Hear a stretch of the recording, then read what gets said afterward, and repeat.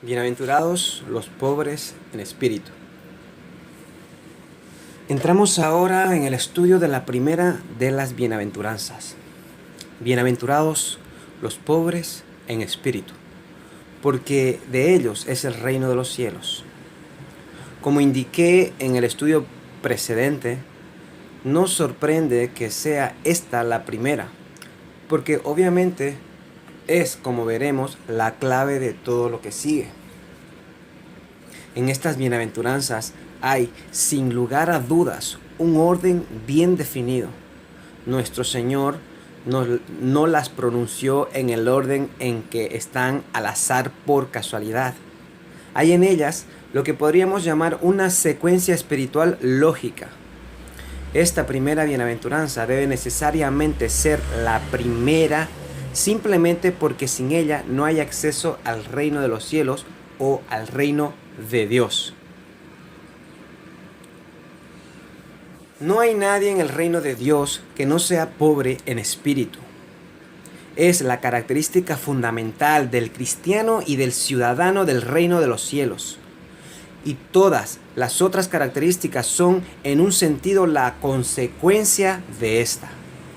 Al explicarla veremos qué significa un vacío, en tanto que las otras son más manifestación de plenitud.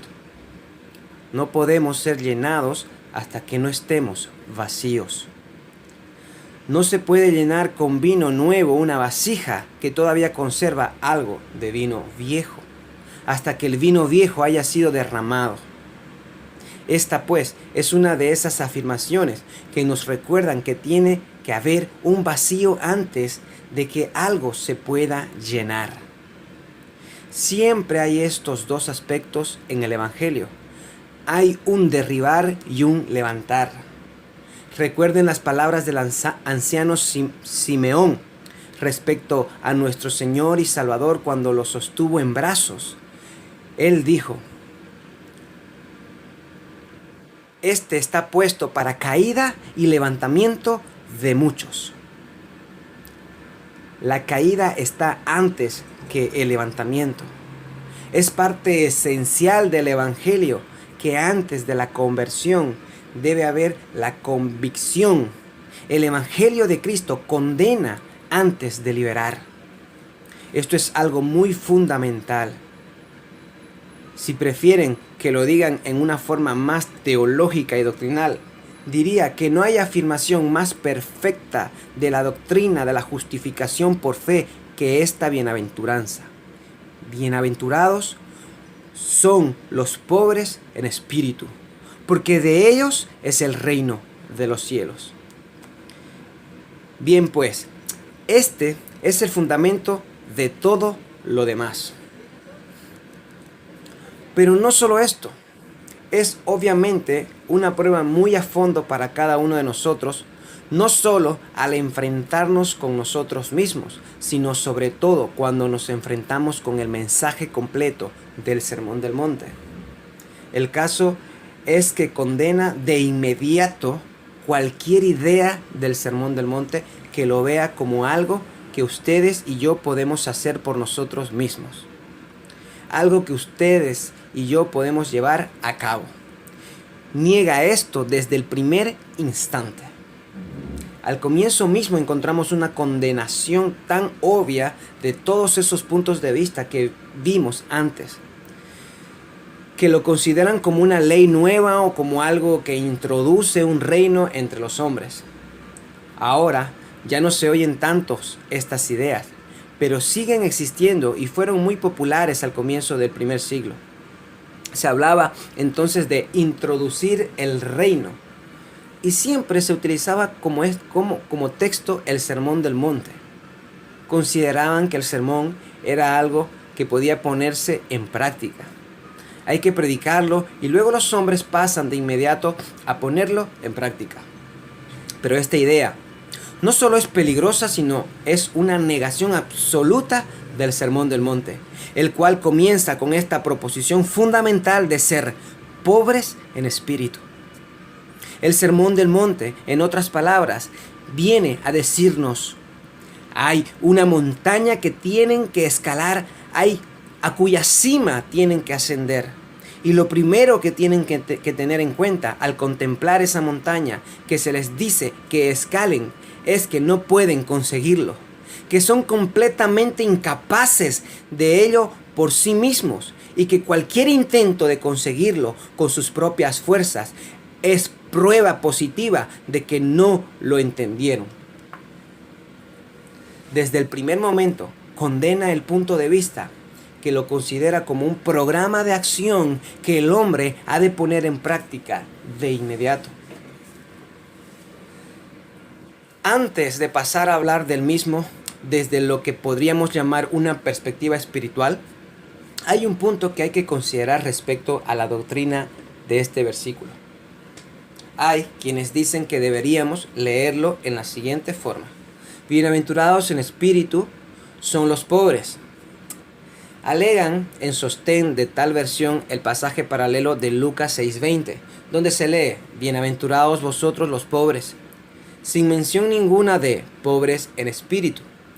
Lo consideran por ello como un encomio de la pobreza. Pero esta idea es completamente errónea. La Biblia nunca enseña que la pobreza sea algo bueno. El pobre no está más cerca del reino de los cielos que el rico, si se piensa en ambos, en el terreno natural. No hay mérito ni ventaja ninguna en ser pobre. La pobreza no garantiza la espiritualidad. Sin duda, pues, que el pasaje no puede significar eso. Y si se considera todo el pasaje de Lucas 6, me parece que está bien claro que nuestro Señor también ahí habló de pobres en el sentido de no estar poseídos por el espíritu mundano. Pobres en el sentido, si se quieren, de no confiar en las riquezas. Esto es lo que se condena, es confiar en las riquezas como tales. Y obviamente hay muchos pobres que confían tanto en las riquezas como los ricos. Ellos dicen: si tuviera esto y aquello, y envidian a los que no tienen o a los que lo tienen. Si sienten así, pues no son bienaventurados. Por esto no puede ser la pobreza como tal. He querido subrayar este punto porque a la mayoría de los comentaristas católicos y sus imitadores en la iglesia anglicana les gusta interpretar este versículo en este sentido. Lo consideran como la autoridad bíblica en la que se basa la pobreza voluntaria. Su santo patrón es Francisco de Asís. A él y a quienes son como él los consideran como a los únicos que se conforman a esta bienaventuranza. Dicen que se refiere a los que han abrazado voluntariamente la pobreza. El ya difunto obispo Gore, en su libro acerca del Sermón del Monte, enseña esto con toda caridad. Es la interpretación católica típica de la afirmación concreta, pero es obvio por las razones expuestas que violenta a las Escrituras. A lo que nuestro Señor se refiere es al espíritu. Es la pobreza de espíritu. En otras palabras, es en últimas instancias la actitud del hombre para consigo mismo. Esto es lo que importa, no el que sea rico o pobre. En esto tenemos una ilustración perfecta de uno de sus principios generales que dejamos establecidos antes, cuando dijimos que estas bienaventuranzas indican con una claridad única la diferencia total y esencial entre el hombre natural y el cristiano. Vimos que hay una división bien clara entre estos dos reinos, el reino de Dios y el reino de este mundo, el hombre cristiano y el hombre natural. Una distinción y división completas y absolutas. Pues bien, no hay quizá afirmación que subraye y ponga de relieve esa diferencia mejor que bienaventurados los pobres en espíritu. Permítanme mostrarles el contraste. Se trata de algo que no solamente el mundo no admira, lo desprecia. No es posible encontrar una antítesis mayor al espíritu y visión mundanos que la que hallamos en este versículo. ¿Cuánto insiste el mundo en la creencia, en la dependencia de uno mismo, en la confianza en uno mismo? Su literatura no dice otra cosa. Si se quiere prosperar en este mundo, afirma, hay que creer en uno mismo. Esta idea domina por completo la vida de los hombres de nuestro tiempo. En realidad diría incluso que domina la vida, toda la excepción del mensaje cristiano. ¿Cuál es, por ejemplo, la esencia del arte de vender según las ideas modernas? Es dar la impresión de confianza y seguridad. Si se quiere impresionar al cliente, esta es la forma de conseguirlo. La misma idea prevalece y se pone en práctica en los demás campos de actividad. Si se quiere tener éxito en una profesión, lo importante es dar la impresión de ser una persona de éxito. De modo que se dé a entender que uno es una persona de más éxito que lo que en realidad se es. Y la gente diga, este es el tipo de persona al que hay que acudir. Este es el principio que rige la vida actual. Creer en sí mismo, darse cuenta de la fuerza innata que hay en uno y hacer que todo el mundo lo vea. Confianza en sí mismo, seguridad, depender de sí mismo. Como consecuencia de esto, los hombres creen que si viven según esta convicción, pueden introducir el reino.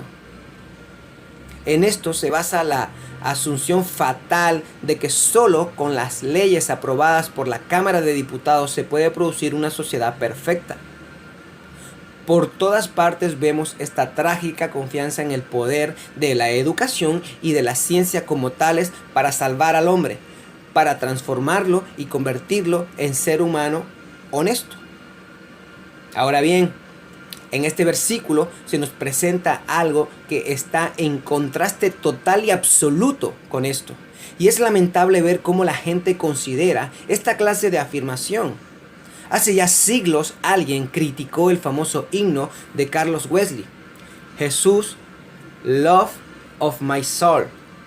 ¿A quién se le ocurriría, si quiere conseguir un trabajo o puesto, ir a ver al empresario para decirle, soy malvado y lleno de pecado?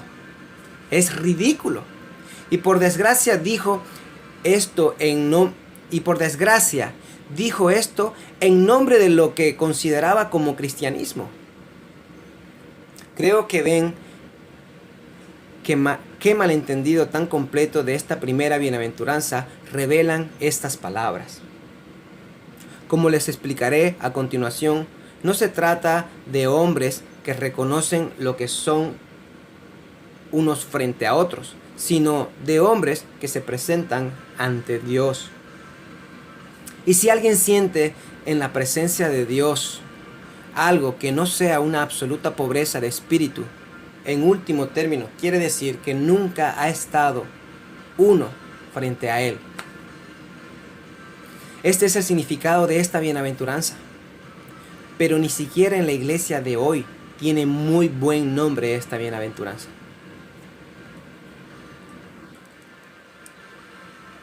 Esto tenía presente cuando lamenté antes el contraste sorprendente y obvio entre la iglesia, entre el cristiano en la iglesia de hoy, como este hablar necio acerca de la personalidad. ¿Se ha dado cuenta de esto? De esta tendencia a hablar acerca de la personalidad por parte de los oradores y a emplear expresiones como ¿qué personalidad tan estupenda tiene este hombre? A propósito, es lamentable ver la forma en que los que así hablan tienen de definir la personalidad. Suele ser algo puramente carnal, una cuestión de apariencia física. Pero, y esto es todavía más grave, esta actitud se suele basar en una confusión entre confianza en sí mismo, seguridad en sí mismo, por una parte, y la verdadera personalidad, por otra. De hecho, a veces he notado una cierta tendencia de incluso no valorar lo que la Biblia considera como la virtud mayor, a saber, la humildad. He oído a miembros de una comisión hablar de ciertos candidatos y decir: sí, muy bien, pero como me le falte o me falta la personalidad, cuando mi opinión de ese candidato era que era humilde.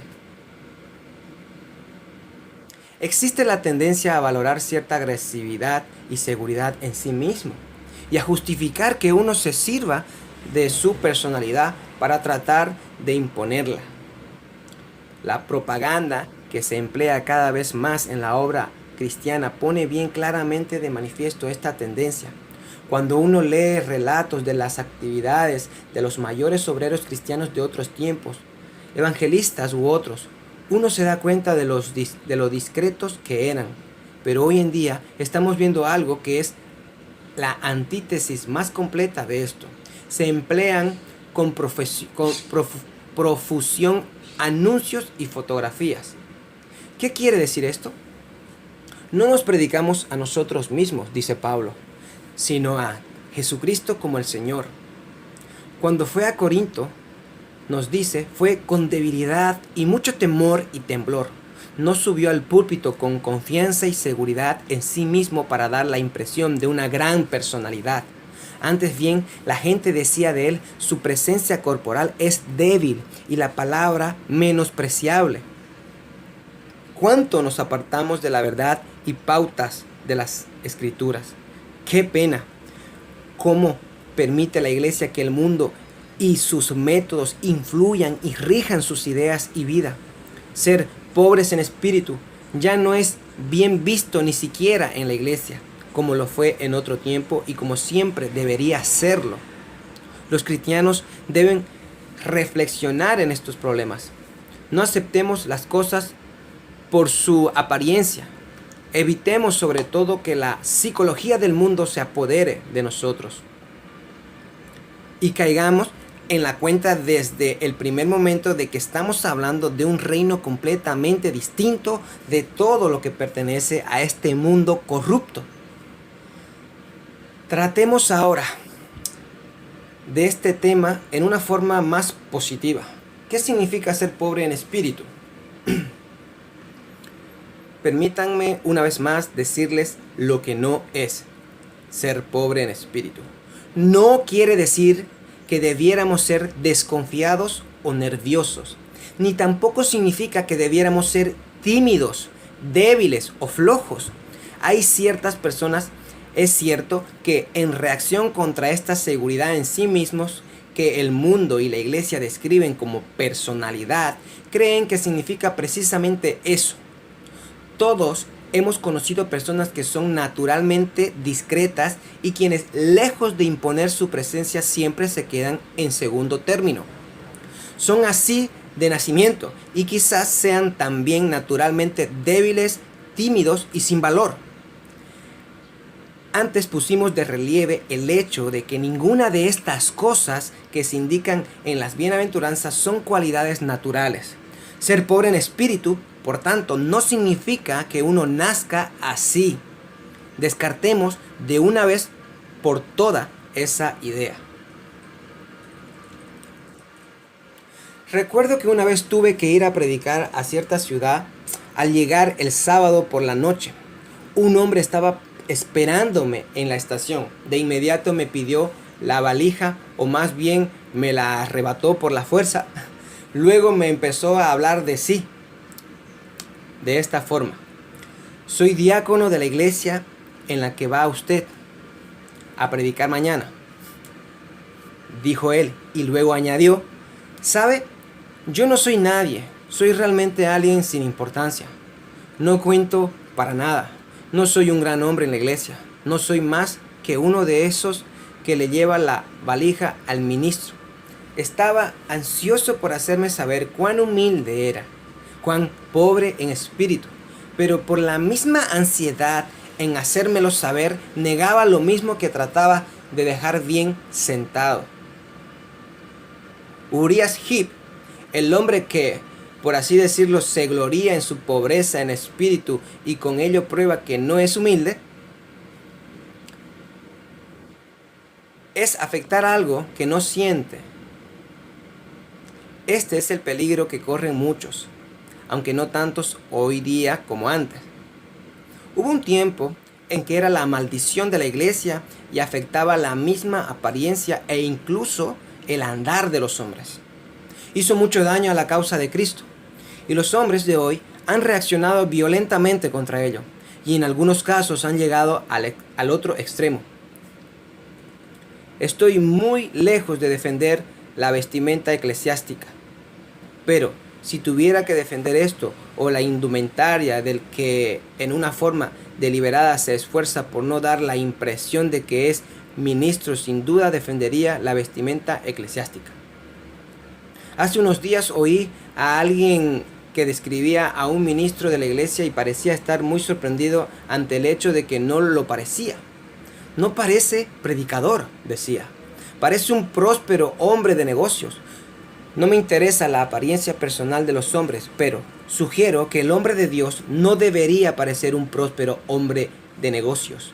Y desde luego que no debería tratar de dar esta impresión. Esto no demuestra sino que se preocupa demasiado por sí mismo y por la impresión que causa. No debemos preocuparnos por esto. Debemos preocuparnos por el espíritu. El hombre que es verdaderamente pobre en espíritu no necesita preocuparse mucho por su apariencia personal y por la impresión que causa. Siempre causará la impresión adecuada. Además, ser pobre en espíritu no es suprimir la personalidad. También esto es muy importante. Hay quienes estarían de acuerdo con todo lo que hemos dicho, pero que interpretarían el ser pobres en espíritus de esta forma. Recomiendan al hombre la necesidad de sofocar la personalidad propia.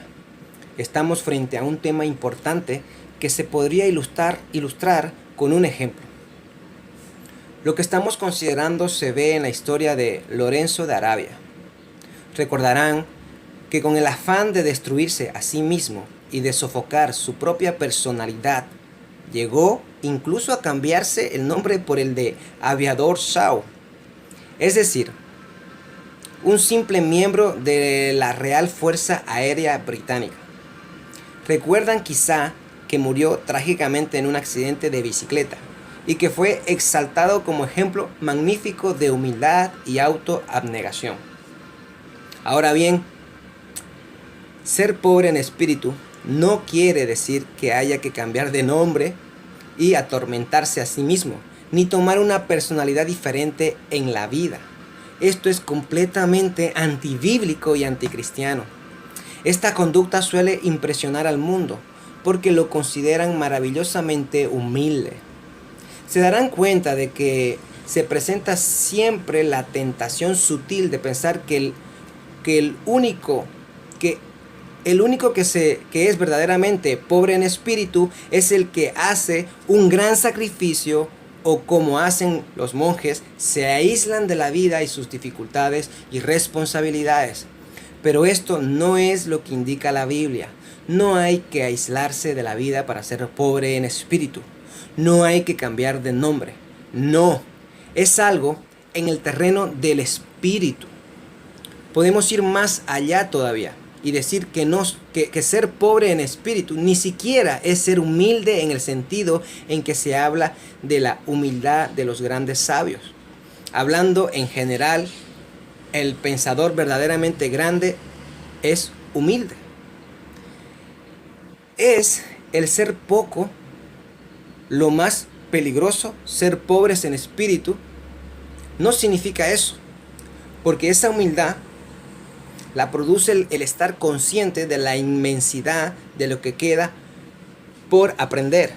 Y no es por necesidad una humildad genuina de espíritu en el sentido bíblico. Si estos son los aspectos negativos del ser pobre en espíritu, ¿cuál es el positivo? Creo que la mejor manera de contestar esta pregunta es con la Biblia en la mano. Es lo que dijo Isaías en el 57:15. Porque así dijo el alto y sublime, el que habita en la eternidad y cuyo nombre es el Santo. Yo habito en la altura y la santidad y con el quebrantado y humilde de espíritu, para hacer vivir el espíritu de los humildes y para vivificar el corazón de los quebrantados. Esta es la cualidad espiritual y de ella se encuentran innumerables quebrantados. Innumerables ilustraciones en el Antiguo Testamento.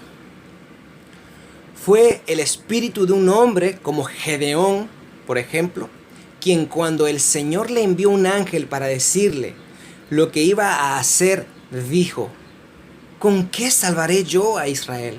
He aquí que mi familia es pobre en Manasés y yo el menor en la casa de mi padre. No estamos frente a un hombre servil, sino ante un hombre que realmente creía lo que decía y que se estremecía ante el solo pensamiento de grandeza y honor. Y pensaba que era increíble.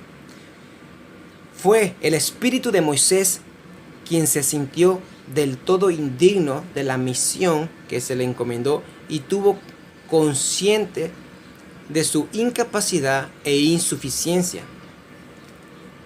Se encuentra en David cuando dijo: Señor, ¿quién soy yo para que vengas a mí? Se ve en Isaías exactamente en la misma forma. Al tener una visión dijo: yo soy hombre de labios inmundos. Esto es ser pobre en espíritu. Y se encuentra en todo el Antiguo Testamento. Pero veamos lo que hallamos a este respecto en el Nuevo Testamento. Se ve perfectamente, por ejemplo, en un hombre como el apóstol Pedro, quien era por naturaleza agresivo, decidido, seguro de sí mismo, un hombre moderno, típico, lleno de confianza en sí mismo. Pero veámoslo cuando ve de verdad al Señor. Dice: apártate de mí, Señor, porque soy hombre pecador. Veámoslo luego cuando rinde tributo al apóstol Pablo en 2 de Pedro 3, 15 y 16. Pedro, démosle cuenta de que nunca deja de ser decidido.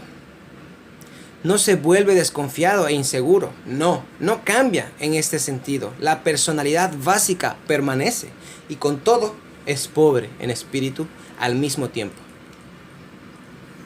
O veamos esta cualidad en el apóstol que habló. También este era un hombre de grandes cualidades. Y desde luego, como hombre natural, consciente de las mismas. Pero al leer sus cartas encontramos que la lucha que tuvo que mantener hasta el fin de sus días fue la lucha contra el orgullo.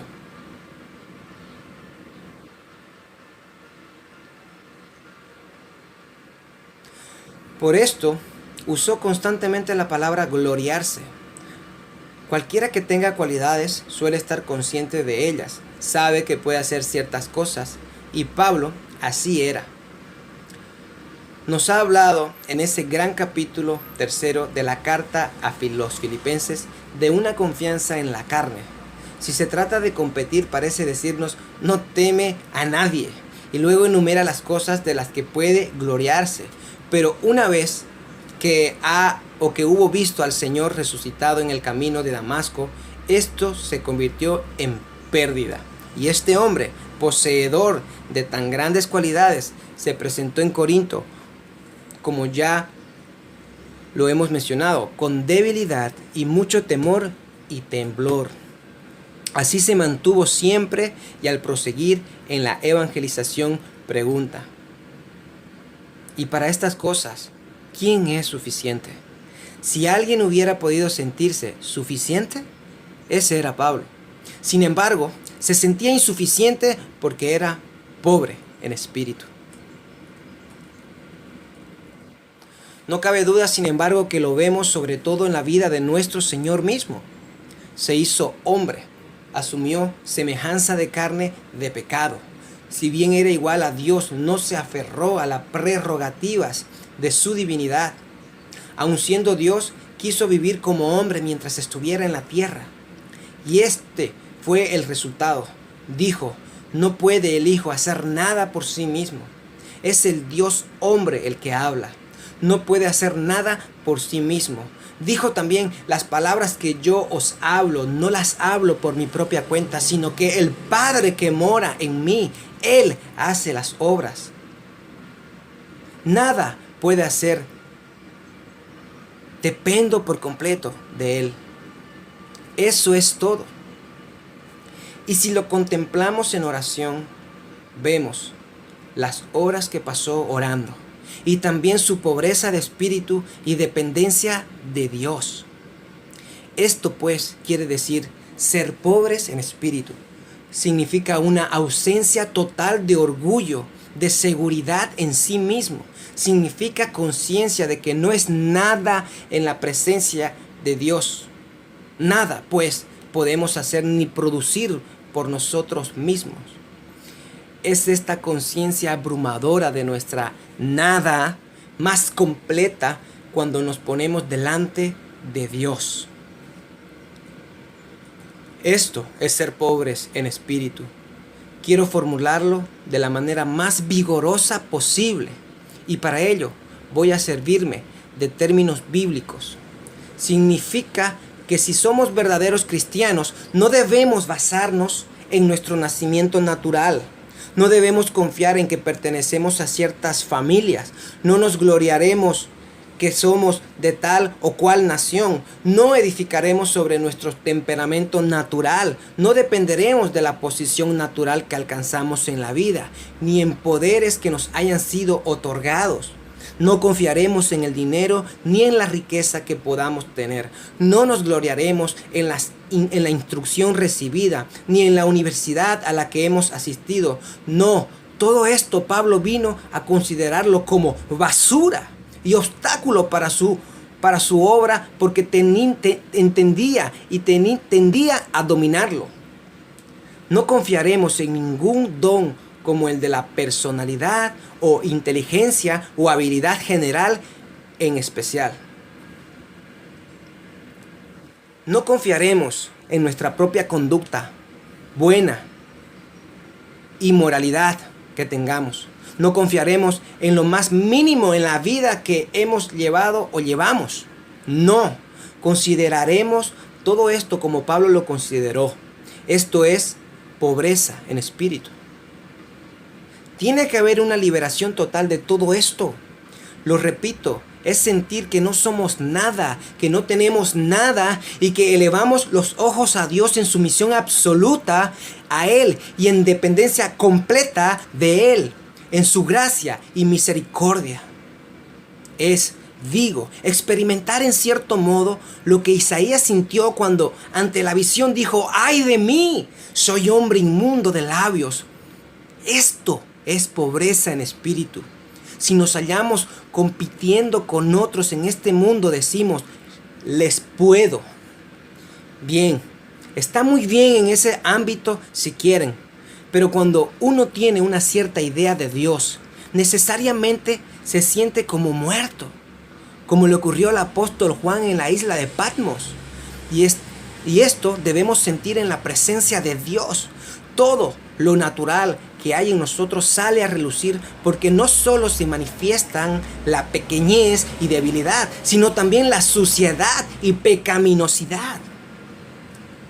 Hagámonos pues estas preguntas. ¿Soy así pobre en espíritu? ¿Qué pienso acerca de mí cuando me veo en presencia de Dios? En mi vida, ¿qué digo? ¿Por qué pido? ¿Cómo pienso de mí mismo? Qué mezquino es este gloriarse por cosas accidentales de las que no soy responsable. Este gloriarse por cosas artificiales que no contarán para nada en el gran día cuando me presentaré delante de Dios. Este pobre yo, lo dice muy bien el himno, haz que este pobre yo disminuya. Y oh Jesús, crece tú en mí. ¿Cómo se llega, pues, a ser pobre en espíritu? La respuesta es que uno no comienza a contemplarse a sí mismo, ni a tratar de hacer cosas por sí mismo. Este fue el error del monasticismo. Esos pobres hombres, en su deseo de hacerlo todo por sí mismos, decían: debo salir del mundo, debo sacrificar la carne, someterme a penalidades, debo mutilar el cuerpo. No, de ninguna manera. Cuanto más uno lo hace, tanto más consciente de sí mismo se llega a ser y tanto menos pobre en espíritu. La manera de llegar a ser pobre en espíritu es poner los ojos en Dios. Lean la Biblia, lean su ley, traten de ver qué espera de nosotros. Veámonos frente a Él. Es también poner los ojos en el Señor Jesucristo y verlo como lo vemos en los evangelios. Cuanto más lo hacemos, así tanto mejor entendemos la reacción de los apóstoles cuando al ver algo que acababa de hacer, dijeron: Señor, aumentanos nuestra fe. Sentían que su fe no era nada.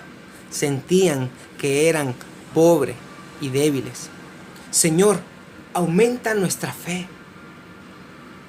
Creíamos tener un poco porque arrojamos demonios y predicamos tu palabra, pero ahora sentimos que nada tenemos. Aumenta nuestra fe. Miremoslo. Y cuanto más lo hagamos, tanto menos esperanza tendremos en nosotros mismos. Y tanto más pobres en espíritus llegaremos a ser. Miremoslo sin cesar.